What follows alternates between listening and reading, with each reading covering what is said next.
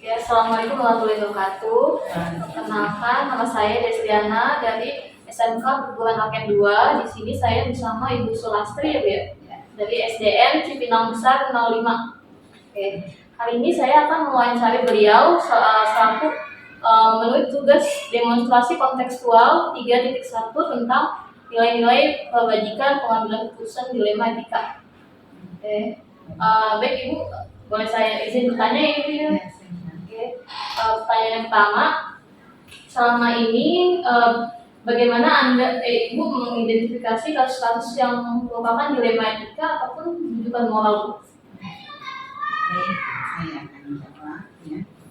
Untuk mengidentifikasi pastinya kita harus tahu dulu apa itu dilema etika dan apa itu rujukan moral.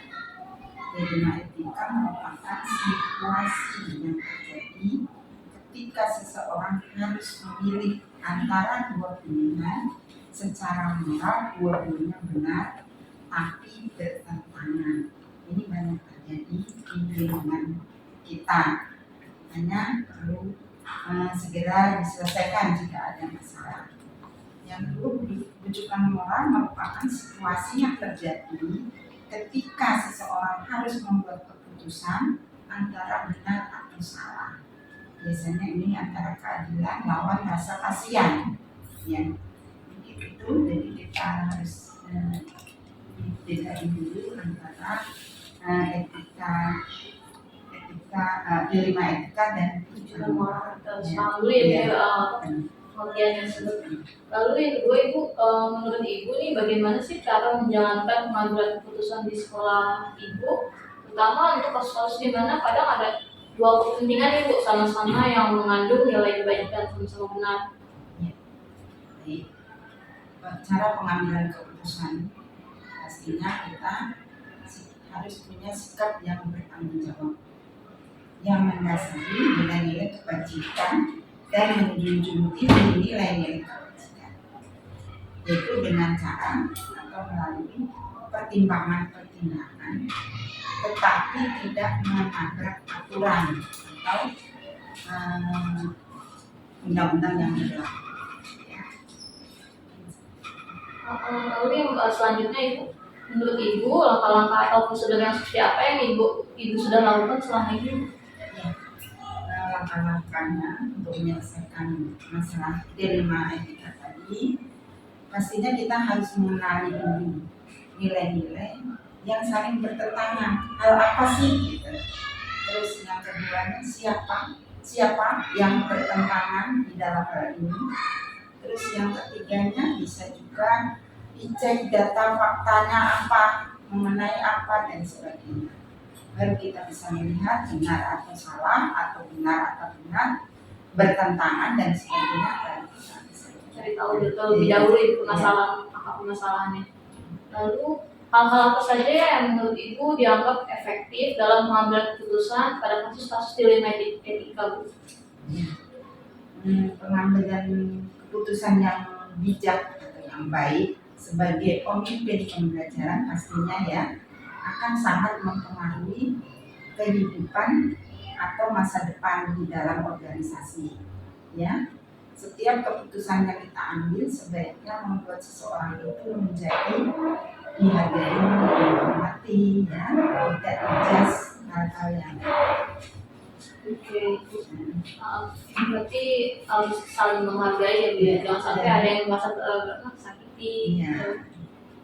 Lalu menurut Ibu nih tantangannya dalam mengambil keputusan itu ada nggak dari kasus-kasus dilema etika? Ya, tantangannya pasti ada ya, yaitu seseorang kurang pemahaman tentang tadi dilema etika, rujukan moral di lingkungan sekolah, ya, yang dipengaruhi oleh sikap praktis seorang guru atau karyawan di sekolah terhadap hal-hal atau pengetahuan yang baru. Jadi memang harus perlu sosialisasi hal-hal yang baru kepada stakeholder yang ada di sekolah. Baik, untuk selanjutnya apakah ada jadwal tertentu dalam menyelesaikan sebuah kasus di Linatika, atau apakah ibu langsung menyelesaikan di tempat, atau mungkin ibu punya jadwal untuk menyelesaikannya, terus bentuk dan prosedurnya itu seperti apa yang ibu pernah jalankan? Ya, kalau etika moral dan ini kasus ini kan Pak delima etika dan juga moral ini pastinya kan kadang udah terjadi ya. Nah, baru ada info baru kita panggil selesaikan saat itu. Kalau kita sudah sampai ke kita selesaikan. Dan terjadi kadang kan bukan orang yang model berantem kan. Kalau yang berantem langsung kita tahu gitu kan. Kalau kadang yang ya gitu. Nah baru kita selesaikan, pasti kita panggil, kita antar tadi yang langkah-langkahnya ya sesuai dengan siapa, terus apa saja yang membuat itu menjadi masalah gitu. Mana yang benar, mana yang salah. Nah kalau memang sudah ya, nah selesai di hari itu ya sudah. Tapi kalau memang belum bisa diselesaikan, kita buat jadwal di hari itu ya, atau besok atau lusa. Berarti kalau hari ini tidak selesai dilanjutkan di lain waktu ya, ya, untuk menyelesaikan supaya masalah jadi clear, tuntas, tidak ada masalah. Baik ibu, adakah faktor-faktor yang selama ini mempermudah ibu dalam membantu ibu dalam pengambilan keputusan dalam kasus di Linatika, faktor-faktor yang mempermudah? Ya, pastinya faktor-faktor yang mempermudah pastinya yang membantu saya. Ya, kalau di sekolah saya ada wakil, berarti saya bersama wakil atau guru-guru yang bertanggung jawab di dalam kegiatan yang membuat masalah tadi. Nah, bersangkutan dipanggil juga supaya membantu kita untuk menyelesaikan segera dapat diselesaikan dengan baik. Karena di sekolah itu pastinya kan tidak hanya murid dengan murid kan, bisa juga murid dengan guru, guru dengan guru, guru dengan orang tua, atau kadang masalah orang tua ke murid kalau bisa diselesaikan. Jadi kita perlu dukungan yang ada di sekolah, dari jumlah sekolah. Lalu dari semua hal sudah disampaikan, pembelajaran yang apa yang dapat ibu petik dari pengalaman setelah ibu mengambil keputusan pada saat dilema etika? Ya, pastinya kalau kita seorang kepala sekolah bisa mengambil keputusan dan keputusan itu benar-benar bisa menyelesaikan masalah, itu yang membuat kebanggaan seorang kepala sekolah. Ya, jadi pastinya selanjutnya akan nyaman, kegiatan berjalan dengan baik, antar teman tidak saling ngejudge dan sebagainya. Jadi itu kebanggaan buat seorang kepala sekolah di dalam menyelesaikan masalah, dalam mengambil keputusan tersebut. Ada rasa bangga sendiri ya Bu ya. Ketika kita sudah menyelesaikan suatu permasalahan dengan tuntas ya, saling menghakimi.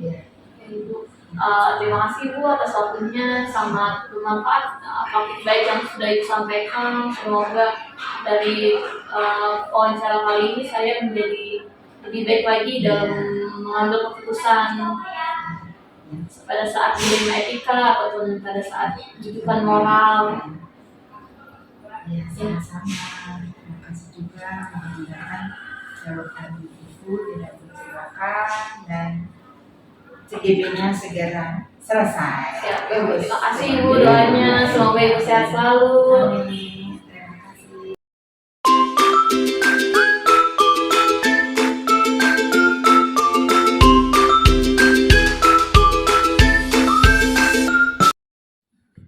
Assalamualaikum warahmatullahi wabarakatuh. Perkenalkan, nama saya Desliana, saya dari SMK Perguruan Rakyat 2. Saya selaku guru penggerak, calon guru penggerak yang ke-9 Jakarta Timur. Hari ini saya bersama Bapak Sahri Hatta dari SDN, Kepala Sekolah SDN Cipinang Besar Selatan 08. Ya. Baik, hari ini saya akan mewawancarai beliau untuk berbagi pengalamannya selaku kepala sekolah yang pernah mengambil keputusan dan sebagai pemimpin. Oke, baik. Langsung saja ya Bapak. Baik. Untuk kesempatan kali ini saya meminta waktu Bapak untuk wawancara perihal pengambilan keputusan berbasis nilai-nilai kebajikan sebagai pemimpin. Pertanyaan yang pertama yang akan saya ajukan adalah selama ini bagaimana Bapak dapat mengidentifikasi kasus-kasus yang merupakan dilema etika ataupun rujukan moral, Pak? Baik, pertanyaan yang sangat bagus dan ini mudah-mudahan saya dapat menjawabnya berdasar pengalaman ya, bukan kebenaran yang didapat, tapi ini berdasar pengalaman saja. Dilema itu kan artinya sesuatu yang harus kita pilih. Nah, kalau dilema etika, kalau sepengetahuan saya itu kita dihadapkan pada dua pilihan yang sama-sama benar tentunya, tetapi kita harus milih salah satu. Itu dilemanya di situ. Tetapi ada yang bertentangan kadang-kadang karena dalam hal ini kita benar lawan benar ya. Jadi itu dilemanya. Sedangkan untuk rujukan moral itu kan jelas kita berhadapan dua hal, yang satu benar yang satu salah. Jadi ini agak berbeda dengan yang dilema etika. Contoh dilema etika yang pernah dialami di SDN Cipinang Besar tahun 08 itu begini. Suatu ketika kan kita ini punya tatib ya, atau tata tertib yang sudah disosialisasikan, ditandatangani orang tua, itu untuk dalam rangka pembentukan karakter bahasa, di sini mungkin disiplin ya. Anak-anak itu diwajibkan ke sekolah itu tepat hadirnya jam 6.30.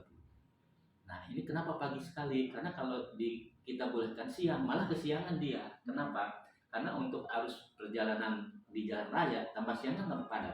Jadi kalau kita tidak pagi, mungkin dia malah tambah kesiangan. Walaupun kita KBM-nya kan jam 7. Jadi jam 6.30 itu tentunya anak boleh masuk untuk pembiasaan, dan nanti tepat jam 7 itu udah KBM. Tetapi kan kadang-kadang ada juga anak yang terlambat.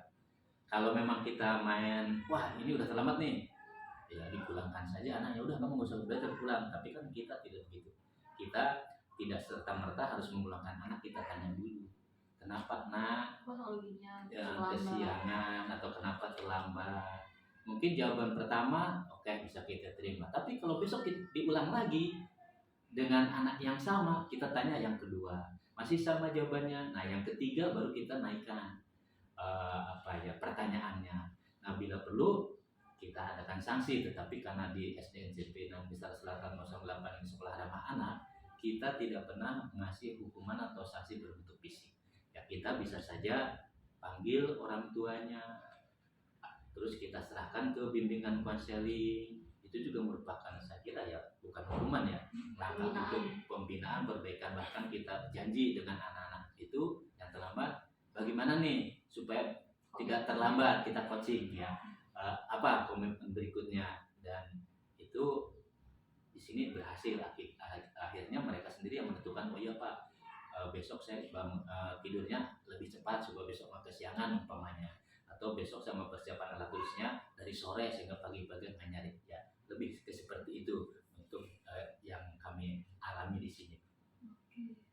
Jadi dicari tahu ya Bapak penyebabnya itu terlebih dahulu, baru melakukan pembinaan. Betul. Lalu yang kedua, selama ini bagaimana Bapak menjalankan pengambilan keputusan di sekolah Bapak, terutama untuk kasus-kasus di mana ada dua kepentingan nih Pak, yang sama-sama mengandung nilai kebajikan, sama-sama benar, bagaimana Pak menjalankan pengambilan keputusan? Baik, pertanyaan yang cukup bagus, dan sekali lagi ini berdasar pengalaman, bukan berarti kebenaran yang sudah menjadi teori dan harus diikuti orang lain. Ini semata-mata sharing yang sudah saya alami aja. Jadi dalam pengambilan keputusan ini saya sekali lagi tidak pernah sendirian. Artinya sebelum eksekusi keputusan itu saya melibatkan guru kelas, melibatkan guru VK, melibatkan teman-teman yang lain, baru saya simpulkan, baru saya putuskan. Jadi saya tidak sendirian. Jadi Bapak melibatkan stakeholder yang ada di sini. Iya. Oke, lalu pertanyaan yang ketiga Bapak, langkah-langkah atau prosedur seperti apa yang biasa Bapak lakukan selama ini?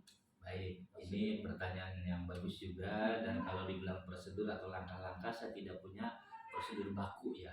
Tapi langkah ini sekali lagi langkah pengalaman saya. Jadi saya tidak mengurutkan berdasar nomor ya, tapi saya mengurutkan berdasar apa yang bisa terjangkau dulu. Ya pertama saya kenali penyebabnya. Karena kadang-kadang umpamanya kita sakit kepala langsung minum obat sakit kepala, enggak, belum tentu sakit kepalanya dari mana nih asalnya. Bisa jadi dia karena sarapannya telat atau tidurnya kurang atau kena kedinginan. Jadi saya cari dulu apa nih penyebabnya sakit nih, termasuk yang masalah tadi saya cari dulu, kenal dulu penyebabnya, baru setelah kenal kita buat treatment, perlakuan khusus tentang ini untuk dapat solusi. Saya kira 3 sederhana itu yang sudah saya tiga langkah, dan ini mungkin buat saya jadi urutannya seperti itu. Jadi kenali penyebabnya, persoalannya, baru kita cari treatment, baru kita carikan solusinya. Ini pun ya tidak baku buat saya, mungkin ya yang mana dulu kan, simple aja. Tapi Ya, mudah-mudahan itu langkah yang dilaksanakan. Ya. Oke, pertanyaan selanjutnya, hal-hal apa saja yang menurut Bapak nih efektif dalam pengambilan keputusan pada kasus dilema etika? Ya, terima kasih pertanyaannya. Ini sekali lagi, kalau efektif itu artinya tepat sasaran, tepat guna dan lain-lain. Saya lebih menyegerakan. Artinya segera, jangan ditunda-tunda. Kenapa? Kalau ditunda takutnya lupa atau takut ketimpa pekerjaan lain, atau keburu masalah itu bertambah banyak. Karena kalau menunda masalah itu saya kira nggak selesai. Bahkan bisa masalah itu tambah besar.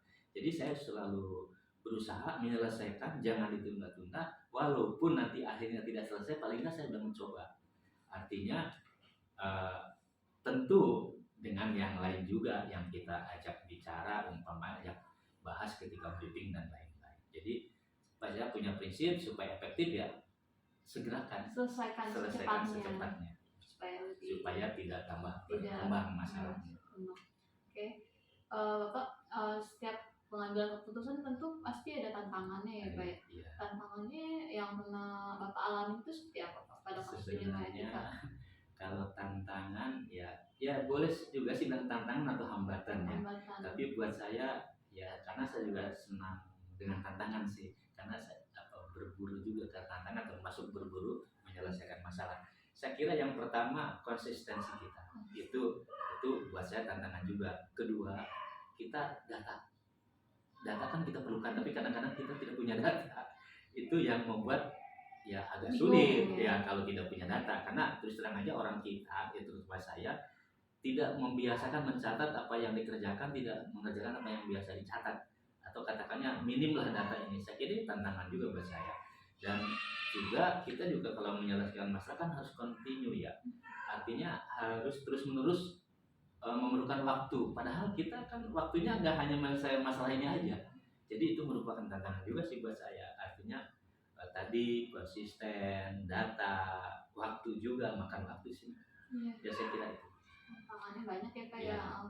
Lalu ketika mau menyelesaikan suatu permasalahan atau kasus, Bapak punya jadwal tertentu atau tidak untuk masalah kasus dilema etika? Baik, kalau jadwal sudah pasti berarti masalah juga pasti. Padahal masalah itu bisa saja tidak terjadi. Jadi buat saya tidak ada jadwal tertentu khusus. Hari ini saya harus menyelesaikan. Belum tentu kan masalahnya juga ada. Jadi buat saya tidak setiap hari, tentunya skala prioritas aja. Ketika ada masalah sebagaimana tadi saya katakan, cepat selesaikan. Dan kita juga kan punya jadwal udah terstruktur yang kegiatan rutin. Ya di antara jeda waktu itulah kita selesaikan masalah yang ini. Jadi kita memaksimalkan waktu yang ada, tentunya juga dengan diskusi dengan yang lain, artinya yang teman-teman kita sejawat. Saya kira itu. Jadi kalau jadwal tertentu ya kita skala prioritas aja. Iya Bapak. Berarti kita secepatnya ya Pak, lalu kita tentukan mana waktu yang kosong yang bisa kita pakai untuk menyelesaikan masalah. Adakah faktor-faktor yang dapat mempermudah Bapak selama Bapak mengambil keputusan dalam menyelesaikan kasus dilema etika? Tentu ada faktor yang memang memudahkan saya. Di antaranya saya yang sudah saya ambil itu kolaborasi dengan semua pihak yang terkait, karena walaupun bagaimana kita ngambil keputusan itu harus tepat. Jangan sampai keputusan saya menimbulkan dilema baru. Jadi kita harus meminimalisir risiko itu. Jadi ya kolaborasi buat saya lebih ke Kolaborasi ya Pak ya, kolaborasi dengan ya apa dengan stakeholder yang sekolah, ada. manajemen Ya. sekolah. Oke Bapak, dari semua yang sudah saya tanyakan dan Bapak sampaikan, pembelajaran apa yang Bapak petik di setiap pengalaman dalam pengambilan keputusan dilema etika? Ya, saya lebih bersyukur ya, puas terutama kalau bisa menyelesaikan masalah-masalah tadi, terutama dilema yang dua itu. Kenapa?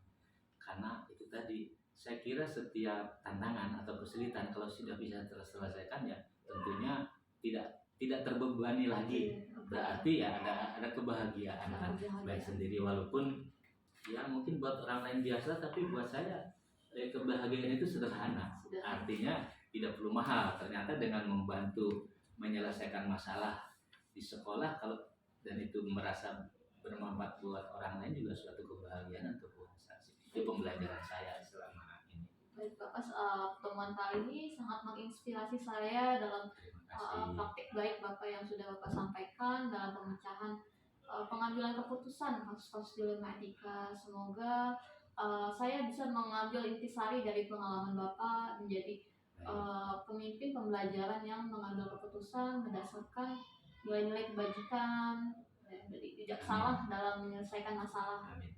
Sukses buat Ibu dalam program guru penggeraknya. Mudah-mudahan selesai tepat waktu dan nanti sesuai harapan yang diinginkan. Amin. Terima kasih Bapak. Ya. Semoga Bapak sehat selalu Amin, dalam amin. melaksanakan tugasnya. Amin, Bapak amin. kondisinya tetap semangat ya Pak. Amin. Ya. Terima kasih Bapak.